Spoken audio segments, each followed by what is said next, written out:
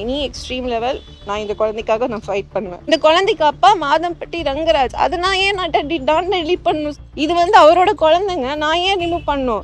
அவரோட குழந்தைங்கிறத வந்து அவருக்கு தோணலையா? நீங்க அவரெல்லாம் கேள்வி கேட்கணும். இன்னைக்கு தப்பு பண்ணிட்டு அவர் வந்து ஜாலியா இருக்கிறாரு, சுத்துறாரு. ஆனா அதுல பாதிக்கப்பட்ட பெண்ணை தானே நீங்க எல்லாருமே வந்து கார்னர் பண்றீங்க. ஆன கேள்வியே கேட்க மாட்டேங்கிறீங்க. இப்போ இந்த குழந்தைக்காக மட்டும்தான், இந்த குழந்தைக்கு ஒரு ஜஸ்டிஸ் வேணுங்கிறதுக்காக தான் நான் ஃபைட் பண்ணுறேன். அதில் எந்த ஃபேக் அலிகேஷனுமே நான் வைக்கல. இன்னைக்கு வந்து அவர் வந்து உயிரில்லாத ஒரு இதுக்கு வந்து ஃபைட் பண்ணுறாரு அவர். பட் உயிருள்ள எனக்கும் இந்த குழந்தைக்கும் வந்து அவர் எந்த பதிலும் சொல்லலை. இன்னைக்கு வந்து என்னையும் அவரோட குழந்தையும் வந்து கோர்ட் வாசலில் வந்து நிற்க வச்சுட்டாரு. நான் வந்து ஒரு 20 days ஆச்சு கமிஷனர் ஆஃபீஸில் கம்ப்ளைண்ட் கொடுத்து. பட் அதுக்கான எந்த ஒரு நடவடிக்கையும் எடுக்கல. பிகாஸ் அவருக்கு நிறைய இன்ஃப்ளூயன்ஸ் இருக்கிறதுனால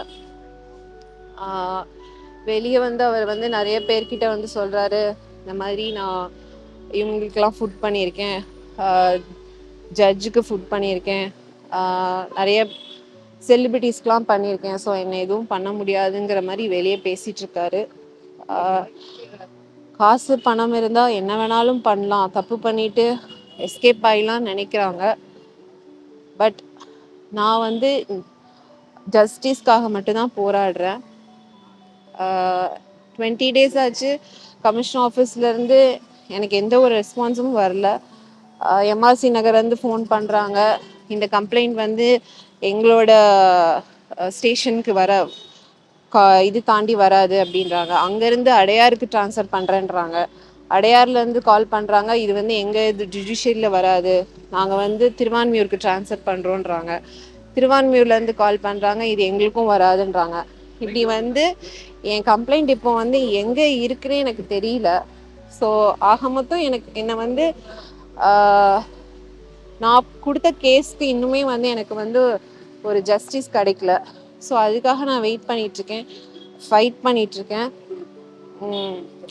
இன்னைக்கு வரைக்கும் இந்த குழந்தைக்கான ஒரு பதில் அவர் சொல்லலை. அதுக்காக தான் நான் மெயினாக வந்து ஃபைட் பண்ணுறேன். நான் போட்ட வீடியோஸ், நான் யூஸ் பண்ணுற ஹேஷ்டேக்ஸ் எல்லாத்தையும் வந்து ரிமூவ் பண்ண சொல்கிறாங்க அவங்க கம்பெனிஸ் இல்லை சைடில் இருந்து. நான் ஒன்று கேட்குறேன், நான் எந்த தப்புமே போடவே இல்லையே. நான் வந்து இந்த குழந்தையோட அப்பா மாதம்பட்டி ரங்கராஜ், அதை தான் நான் வந்து எக்ஸ்போஸ் பண்ணேன். ஒரு 4 செவத்துக்குள்ளே இருந்து நான் இந்த குழந்தைய டெலிவரி பண்ணி அந்த குழந்தைக்கு அப்பா யாருன்னு தெரியாமல் நான் வந்து வாழ முடியாதுல்ல. ஏன்னா அவர் என்னை கல்யாணம் பண்ணியிருக்காரு, இந்த குழந்தைக்கு அப்பா. இப்போ வரைக்கும் எனக்கு ஒரு ஆன்சர் தெரியாமல் தான் நான் வந்து இது பண்ணிகிட்ருக்கேன். தப்பு பண்ணுறவங்கலாம் ஜாலியாக சுற்றுறாங்க. ஆனால் வந்து ஒரு பொண்ணு அந்த தப்பை தட்டி கேட்க வெளியே வந்துட்டா நீங்கள் எல்லாம் வந்து தப்பாக பேசிடுவீங்க. நிறைய யூடியூப்ஸில் என்னெல்லாமோ எழுதுறீங்க, யாரோட இன்ஃப்ளூயன்ஸில் நீங்களாம் எழுதுறீங்கன்னு எனக்கு தெரியும். பட் நான் ஒன்று கேட்குறேன், நீங்களாம் எழுதுறீங்கல்ல, உங்கள் வீட்டில் ஒரு பெண் இல்லையா, அம்மா இல்லையா, ஒய்ஃப் இல்லையா, அக்கா தங்கச்சி இல்லையா? நாளைக்கு அவங்களுக்கு இதே மாதிரி ஒரு பிரச்சனை வந்ததுன்னா நீங்கள் எழுதுவீங்களா? அவங்களுக்கான இதை வந்து ஃபைட் பண்ணி வாங்கி கொடுக்க மாட்டிங்களா? ஸோ என்ன மாதிரி ஒரு பொண்ணு வந்து வெளியே வந்துருச்சுன்னா அவதூறாக என்ன வேணாலும் நியூஸ் பரப்புவீங்க. ஸோ இதனால தாங்க நிறைய பெண்கள் வந்து வெளியே வரவே மாட்டேங்கிறாங்க. என்ன ஆனாலும் வந்து வீட்டுக்குள்ளேயே அதை வந்து முடக்கி அவங்கெல்லாம் அந்த வந்து உள்ளுக்குள்ளே தான் ஃபைட் பண்ணுறாங்களே தவிர வெளியே வந்து ஃபைட் பண்ண மாட்டேங்கிறாங்க. இன்றைக்கி நான் ஃபைட் பண்ணுறதுனால என்னை வந்து அவதூறாக பேசுகிறாங்க, தட்ஸ் ஓகே. பட் இப்போவும் சொல்கிறேன், நான் என் குழந்தைக்காக ஃபைட் பண்ணிகிட்ருக்கேன். எனக்கு ஒரு ஜஸ்டிஸ் வேணும். இன்றைக்கி வந்து இதுக்கு வந்து ஒரு ஆன்சர் தெரியாமல் நான் உட்காந்துட்ருக்கேன். நான் வந்து ஒன்று சொல்லிக்க விரும்புகிறேன், நான் இந்த குழந்தைக்காக எனி எக்ஸ்ட்ரீம் லெவல் போய் நான் ஃபைட் பண்ணுவேன். எனக்கு வந்து ஜஸ்டிஸ் கிடைக்கிற வரைக்கும் நான் போராடுவேன். அது எந்த லெவலாக இருந்தாலும், அவங்க என்ன இன்ஃப்ளூயன்ஸ் பண்ணாலுமே நான் ஃபைட் பண்ணுவேன். அதுக்கு நான் ரெடியாக இருக்கிறேன். இன்றைக்கி வந்து அவரோட குழந்தைய சுமந்துட்டுருக்கேன், அதுக்கு பதில் தெரியல. பட் அந்த குழந்தையே வந்து அவர் வந்து கோர்ட் வாசலில் நிற்க வச்சுட்டாரு. அது வந்து அவளுக்கு ரொம்ப பெரிய ஈஸியான ஒரு விஷயமா இருக்குது. பட் குற்றம் இல்லாமல் நிறைய பேர் வந்து வெளியே வந்து ஜாலியாக சுற்றிட்டு இருக்காங்க. நான் வந்து ஜட்ஜ்மெண்ட் மேலே நான் ரொம்ப நம்பிக்கை வச்சுருக்கேன். கண்டிப்பாக எனக்கு ஃபேவராக ஜஸ்டிஸ் வரும் நான் நம்புகிறேன். Thanks for your support.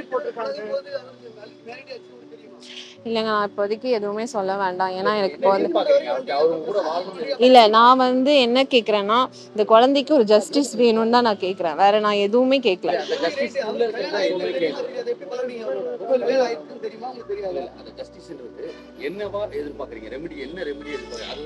அந்த குழந்தைக்கு அவர் ரெஸ்பான்சிபிலிட்டி எடுக்கணும். இப்போ ஒரு 2 months பேசாம இருக்காரு. இன்னைக்கு திடீர்னு வந்து என் மேலே ஒரு டிஃபமேஷன் கேஸ் போடுறாங்க. நான் ஹேஷ்டேக் யூஸ் பண்ணக்கூடாது, நான் வீடியோஸை டெலீட் பண்ணணும், போஸ்ட்டை டெலீட் பண்ணணும், கம்பெனிக்கு வந்து என்னால் வந்து அவதூறு பேச்சுகள் நான் கொடுக்குறேன் அப்படின்னு. நான் எந்த ஃபேக் அலிகேஷனுமே வைக்கலை. நான் இப்போவும் சொல்கிறேன், இந்த குழந்தைக்காக மட்டும்தான் ஃபைட் பண்ணுறேன். இந்த குழந்தைக்காக தான் நான் அந்த போஸ்ட் எல்லாமே எக்ஸ்போஸ் பண்ணி நான் எடுத்துகிட்டு வந்தது. நாளைக்கு இந்த குழந்தையோட அப்பா யாருன்னு ஒரு பெரிய கேள்விக்குறி இருக்குல்ல, அது மாதம்பட்டி ரங்கராஜ்.